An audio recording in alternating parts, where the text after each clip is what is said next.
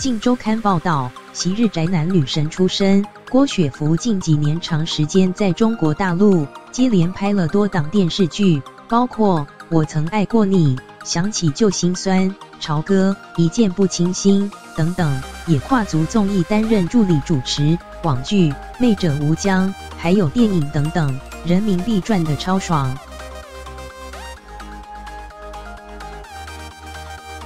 不过历来郭雪芙是爱小咖男星，这次的孙奇君也是，而且还不惜当小三背负抢人男友恶名。回顾她的窜红史，2008年加入红姜多利安，自2011起以 Dream Girls 组合发片，但该团3女内讧传闻不断。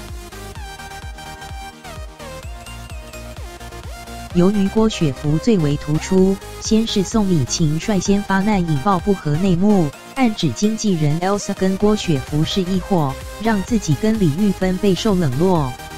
后来郭雪芙则是约满不续跟多利安合作，中间传言郭雪芙将投入谢霆锋所开的影视公司，也有说法她将自组工作室。